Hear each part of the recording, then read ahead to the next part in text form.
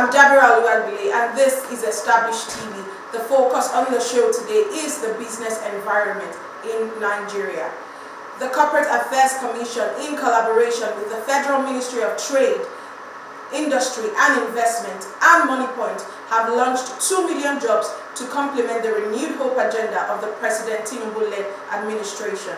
At the launch, the Minister of Industry, Trade and Investment, Doris Uzoka Anite, said Nigeria has an enabling business environment for businesses to thrive.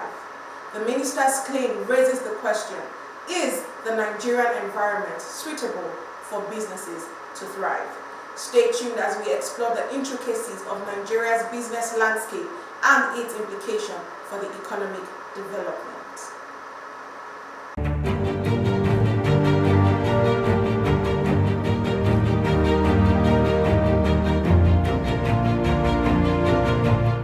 Created additional 2 million jobs, and with more collaborations between the ministry and the IT sector, we can actually create more jobs. When I say IT sector, I don't want to say just because Nobase is also providing services in that sector. The fintechs also belong in the IT sector. So fintechs, IT, using technology, basically, we can actually create more jobs.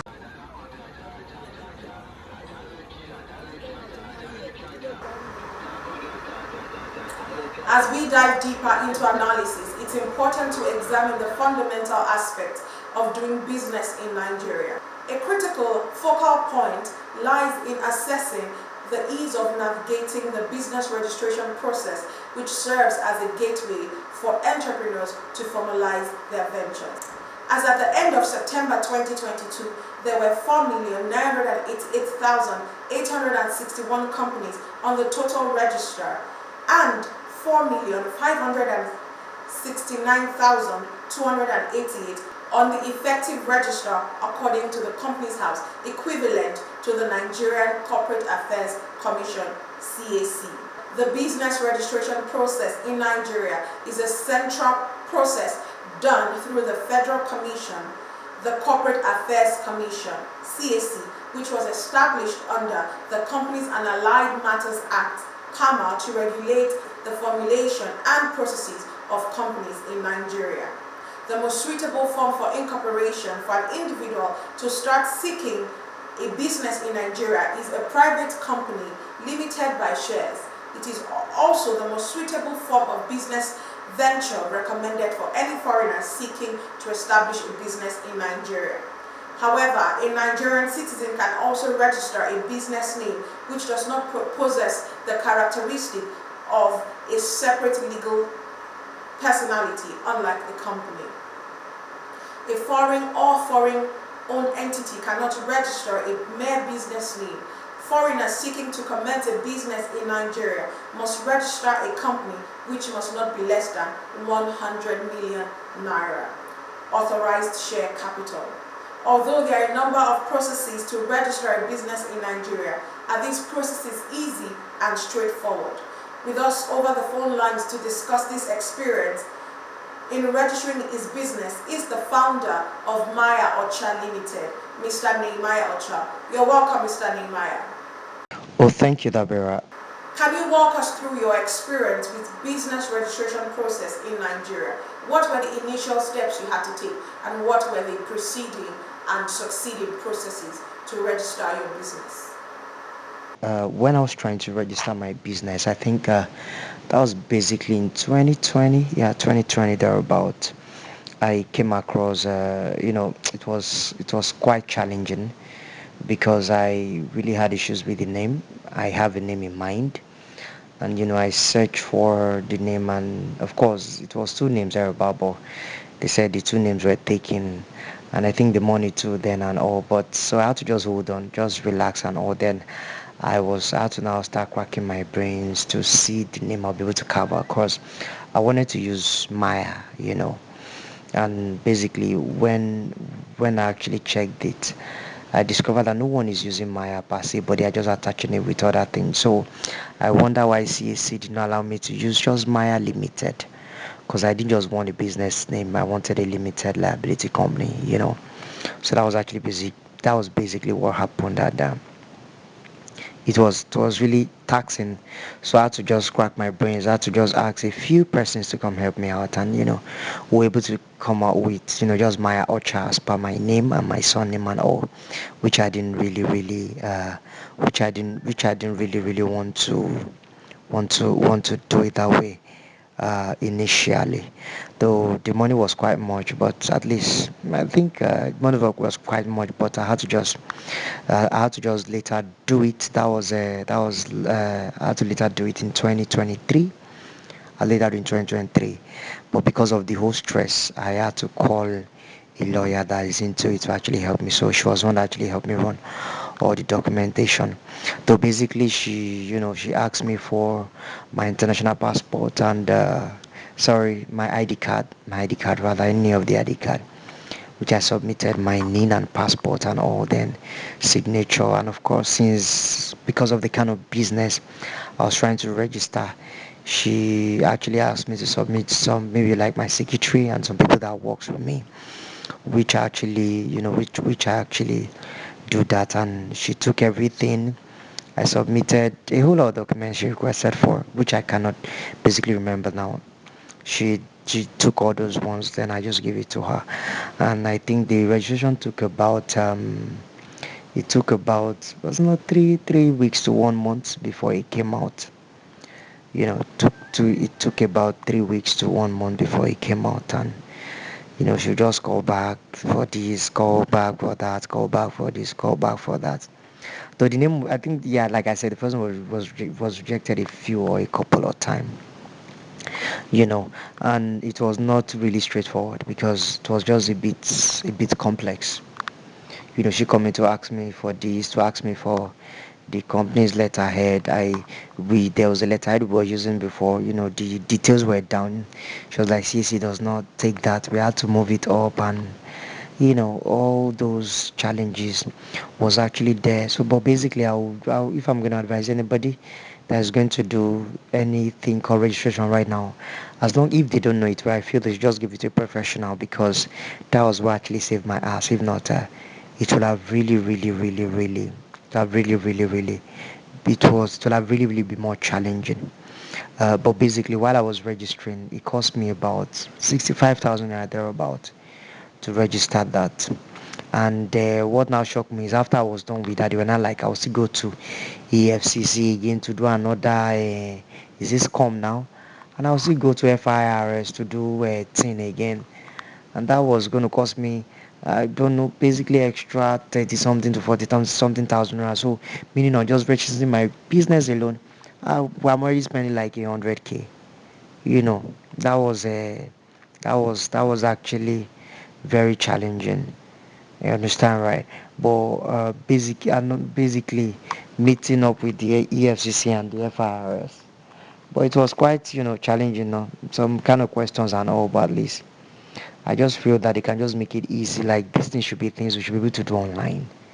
We don't have to go anywhere or go to anywhere to really stress us. So we should be able to just run it and just do it online, basically.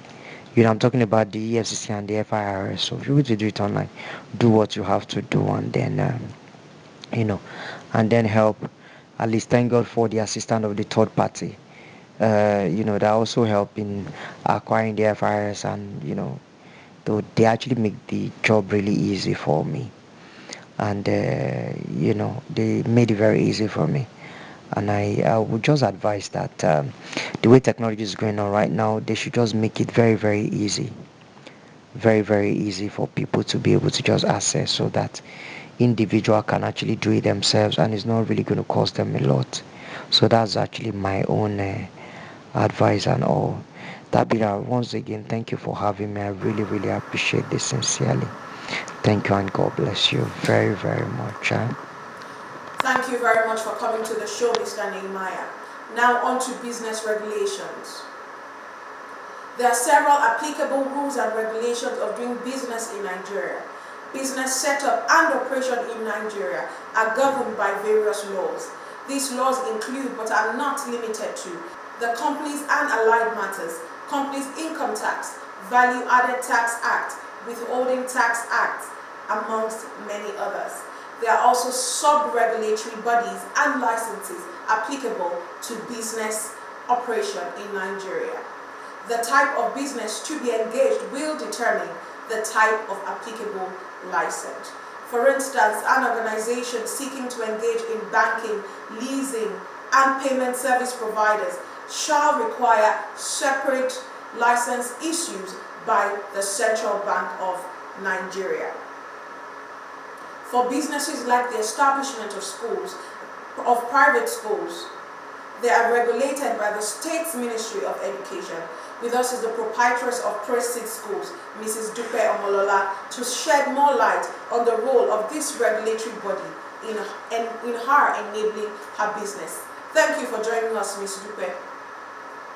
When you were going through the process of getting a license and registering your business, what was the role of this regulatory body, the State Ministry of Education, for your state, and did it help in any way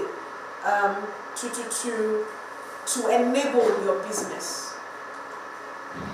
The truth is, navigating the regulations of the State Ministry of Education when we were to register the school wasn't easy at all. There are so many things that are not attainable in quotes that they were asking for, and these are the things that even when you go to their own state schools are not available. For the private schools, it's like they want to make things difficult for us. It was very difficult. It was very difficult. So many things, so many unreasonable things for private schools. And another thing you had is if we face challenges. Yes, there were so many challenges because the regulations, the things they asked for were not things that are easy to go by. Although eventually, by God's grace, we were able to secure our license. There are so many offices you will get to, and instead of them to do that which is right, the Nigeria factor usually come in. They want you to do something. They want you to give them bribe, kickbacks here and there. It's like every sector of the nation is corrupt already, and it's either you beat them or you join them. Most of the time, it's like heaven was going to fall. It wasn't easy at all.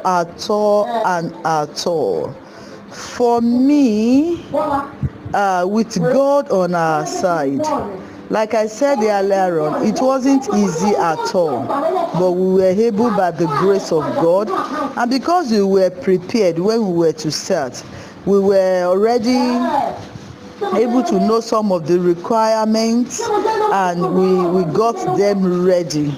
We got most of the requirements ready, and the process wasn't easy. It was not easy at all. And I think another challenge we face is the fact that both the state government and the federal government, they are yet to come to terms with the fact that private schools are actually helping them. Because the truth is, if you count the number of teachers that are in private schools, you would discover that it's a lot of relief for the government, because if all those teachers are in the nation presently looking for jobs where there are no jobs, what will have happened to them? But the private school has been able to bring so many people out of unemployment. Even at that, the government is not appreciating private schools. They still give us levies, uncountable levies that are not reasonable, instead of them to support us, to encourage us, if need be, to give us grants. But alas, this is not done, but rather it is levy here, levy there, things that they cannot even explain. All they want is, if you are a private school, this must be done, this must be done, and this must be done, and you are not seeing government helping private schools at all. We faced a lot of challenges, but thank God we are here. and we are doing our best to help the masses. So that is all I can say. Thank you very much.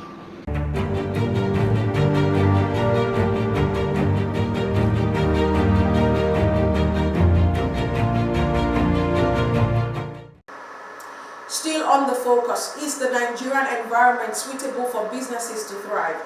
Broadly, there are three categories of tax authorities, and we will be focusing on the taxation policies for businesses in Nigeria.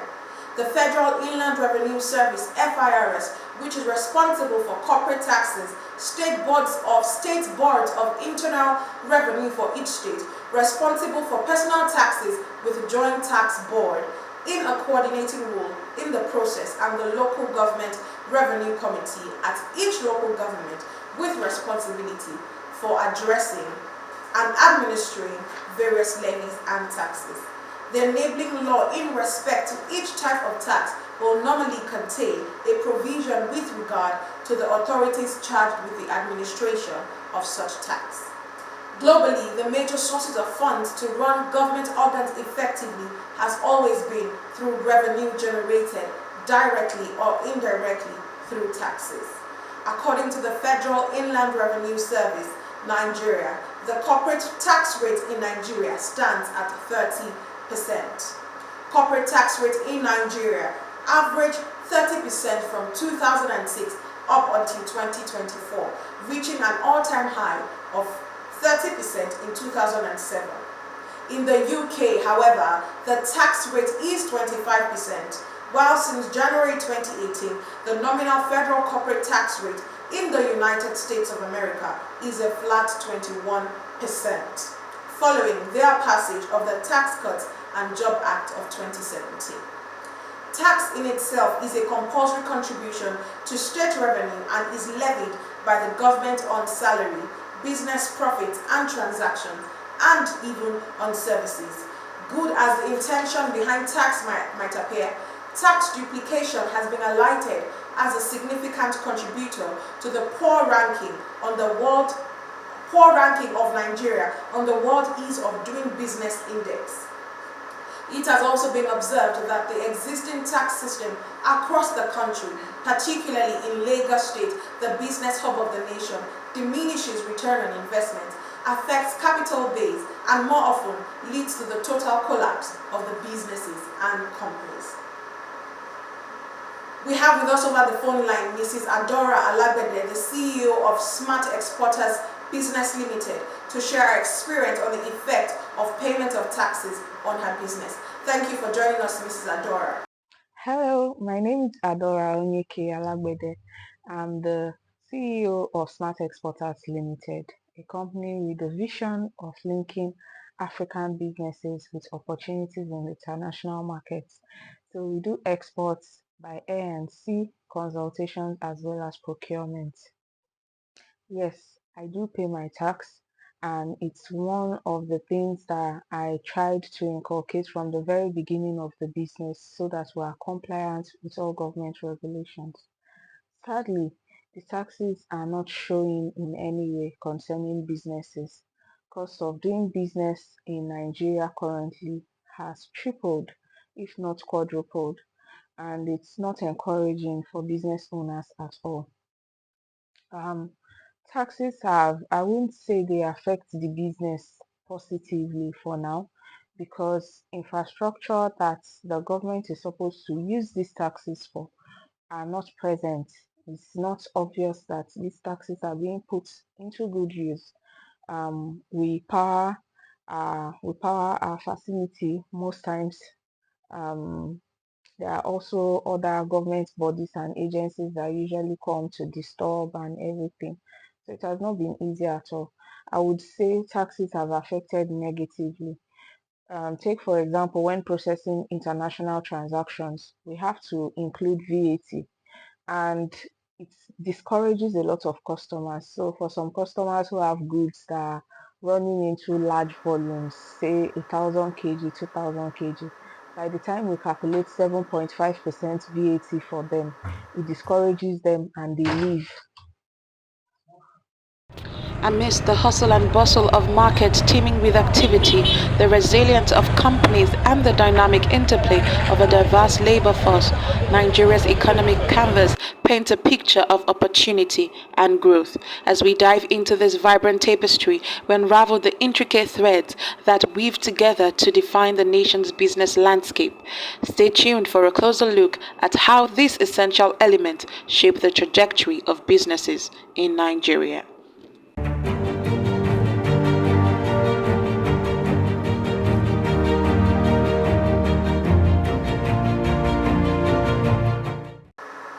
Still on the show, our focus is Nigeria's environment enabling for businesses to grow. Now we focus on infrastructure in the nation. Infrastructure is key to enabling a business environment, as it is the physical and organizational structures necessary to support business operations and facilitate economic activity. This includes robust transportation networks such as roads, highways, ports and airports, which are essential for the movement of goods and people. Reliable energy infrastructure, including power generation and distribution systems, ensures uninterrupted access to electricity, which is critical for manufacturing processes, office operations, and technological innovation. Modern technologies and telecommunications infrastructure, including broadband internet, mobile networks, facilitate communication, data exchange, and e-commerce, enabling businesses to connect with customers, suppliers, and partners globally. Together, these elements of infrastructure create a conducive environment for businesses to thrive, attract investment, and drive economic growth. According to industry operators, only 37% of Nigeria's 195,000 kilometers of roads are currently in good condition, which with the remaining 63% in despair. Electricity supply was 852 gigawatt hours, which is a unit of measurement used to quantify the amount of electricity generated or consumed. On a year-to-year basis, electricity declined by 1.74% compared to the 5,956 gigawatts reported in quarter one in 2022. Ms. Adora is still here to share some of our experiences with regards to how these various factors have affected her business. So, doing business in Nigeria has not been easy. These are quite interesting times for entrepreneurs and business owners. Sending items, for me particularly as an exporter, sending items to the port now takes longer periods and even more expensive to hire trucks to carry containers to the port. Then the port procedure is long, which discourages people because of the long timeline. So we see a lot of people who now move their things to Ghana to send through Ghana ports to the US, from Ghana ports to the US, UK, Canada. And I think this kind of diverse revenue in Nigeria, a lot of businesses are also shutting down because of the high cost of running operations. So fueling, every day you would have to fuel for at least 12 hours, especially if your business is one that depends on a lot of electricity. Manpower is also becoming quite expensive due to the high cost of living, cost of items now. You have to increase pay for staff. You have to factor in bonuses and things to generally make life much easier for them. So it has not been easy, and we're really looking forward to structures, changes, and policies that the government can put in place to make the environment much more conducive, and to also incentivize those that are still here, that have not closed down business. I hope this is taken into records and we would see positive changes in the nearest future. Thank you. Thank you, Ms. Adora.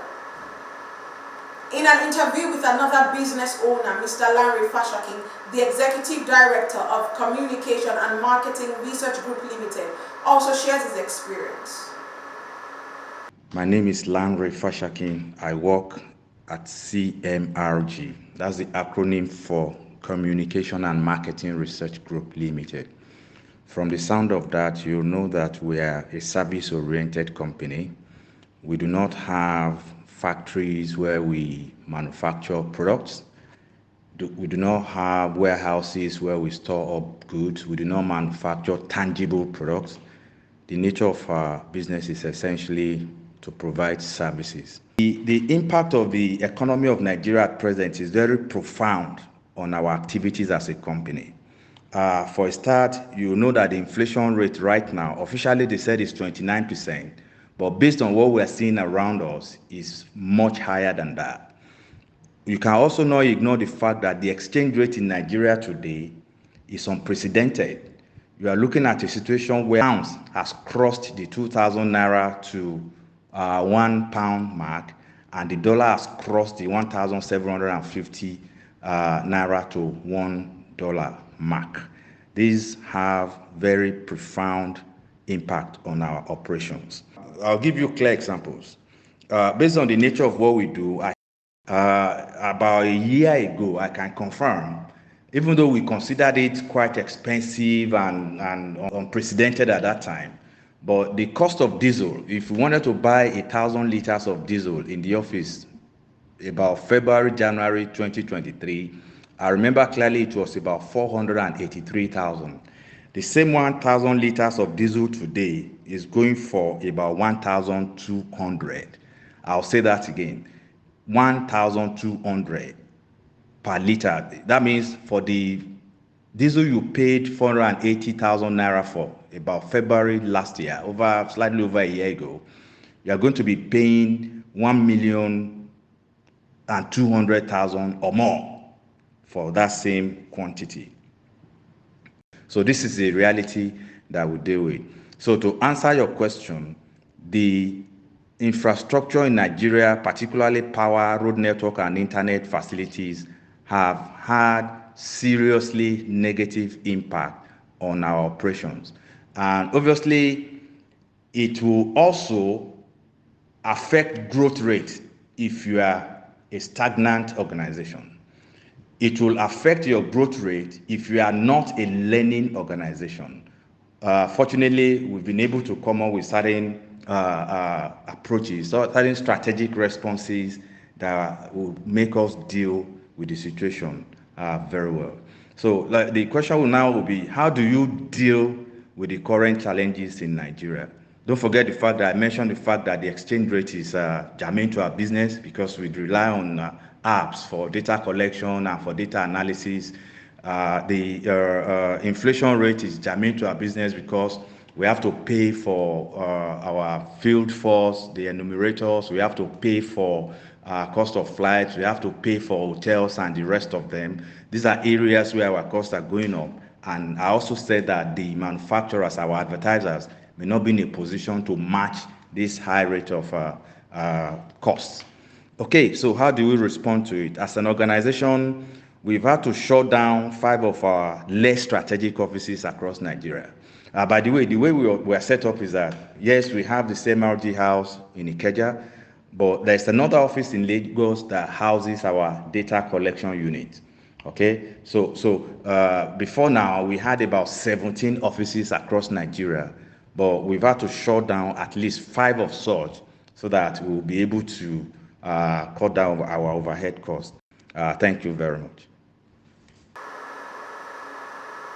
With regards to the transportation network, under infrastructure, in enabling businesses to grow, in another interview with Dr. Oyinlola Fashino, another business owner and the founder and CEO of Eloy Motors, also shares his experiences on how the transportation networks have affected his business.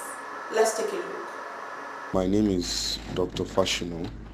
I run a private transportation company based in Abeokuta, Ogun State, with a model of private charter. We offer private interstate trips, chauffeur services, airport transfers, train station transfers, car hire services. We've been in operation for about 2 years plus right now. We are primarily self-funded. All right, so as regards the question on how the state of roads have affected our business. Well, number one, okay, let me give some basic information. Our business is capital intensive, it's profitable, but it's capital intensive because we need vehicles, and those vehicles are subject to wear and tear on a daily basis. And so, profit is maximized when roads are good.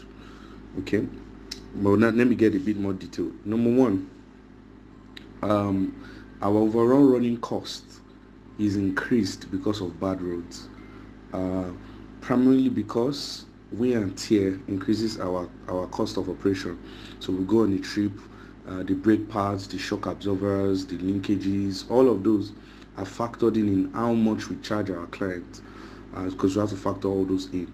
But because most roads in Nigeria are in a deplorable state, and that means that sometimes we have to charge our clients higher, and then they turn down the bill because they feel it's higher, and then we lose profits. That's one. Number two, even if we end up going for the trip, we incur a lot of wear and tear on our vehicles, and that increases our running costs. So we have to change tire, we have to change brake pads. In fact, there was a time a client hired a vehicle, I think it was the road between Ife and Ibadan, thereabout, and a very good tire, because we maintain a very high standard in the company, and the tire busted on the road when he entered, I think, a very really big pothole.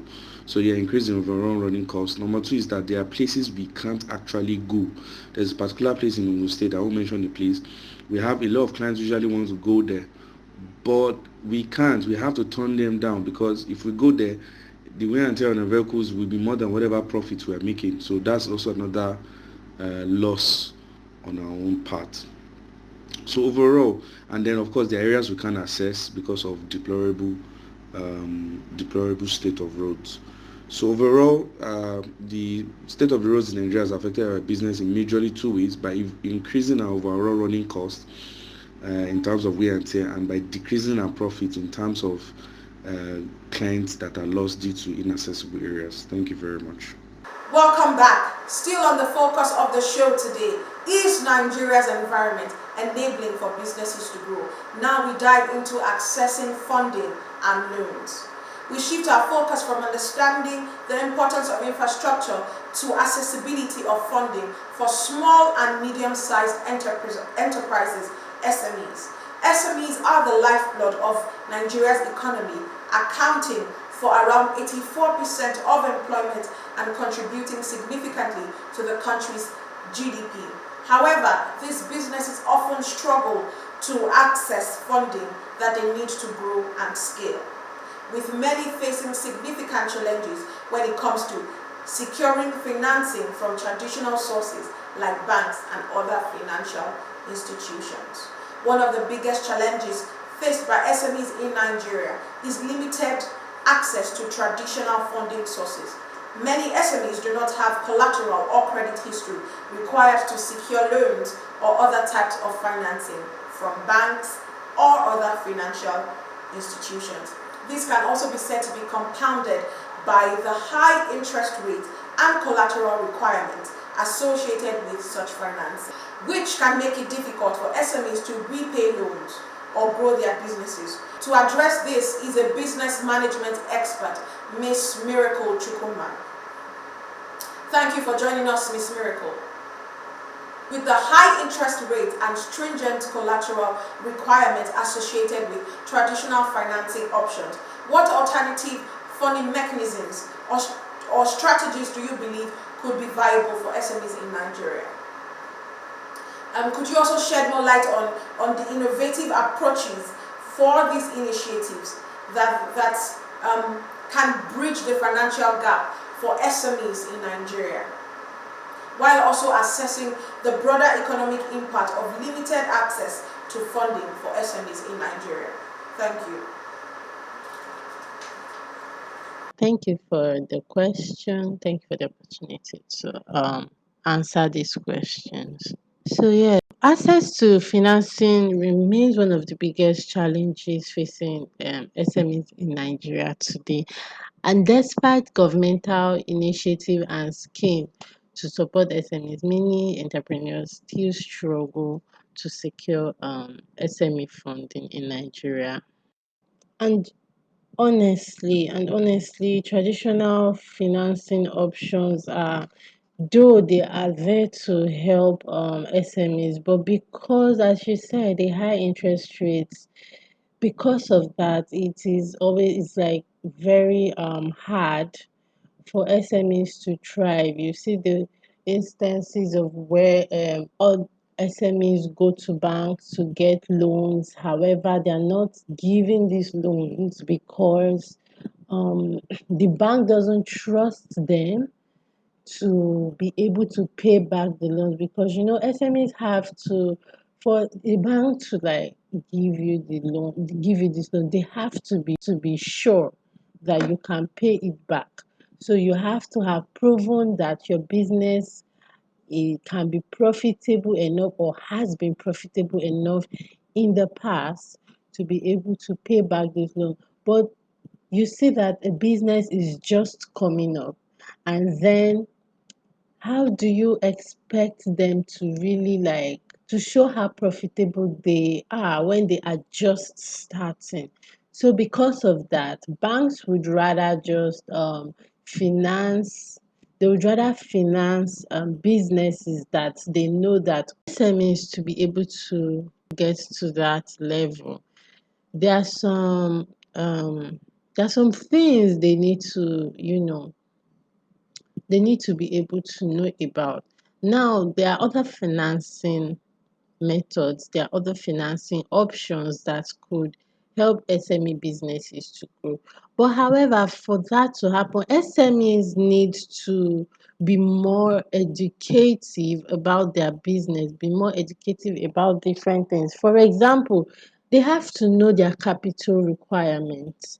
You can't go and search for investors or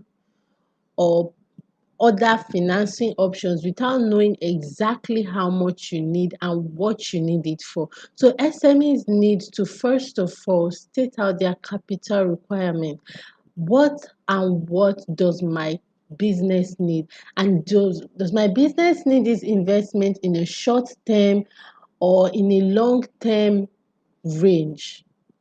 Do you get? So SMEs really need to know their capital requirement. They need to know, okay, they need to separate the expenses from their startup cost and all that. They need to outline what and how much they really need for their business.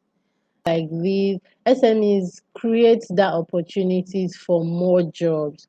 So if these SMEs are not properly funded, if they lack access to funds to grow their businesses, it can lead to higher rates of unemployment in the country. So furthermore, lack of access to funding for SMEs has an effect on the economic growth of the country, in the sense that SMEs play a huge role in driving economic growth and innovation. They contribute to the GDP, they stimulate competition, and they foster entrepreneurship.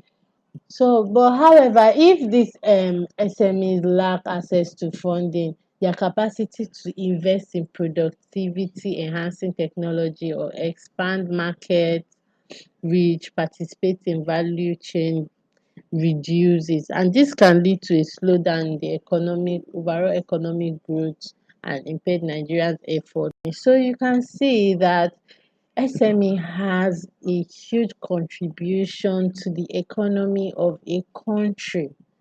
It does. And so, because of that, SMEs require access to funding, as much access to funding as they can get, and much more. They are very important to the growth of a country's economy. Yes, that's it. Thank you very much, Dabira. Thank you very much for joining us on the show, Miss Miracle.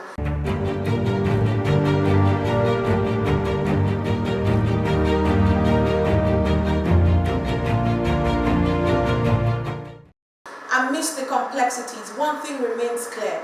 Nigeria's business environment is a dynamic ecosystem shaped by myriad forces and ripe with opportunities and challenges alike. As we wrap up our comprehensive analysis, we have explored the intricate web of factors influencing Nigeria's business environment.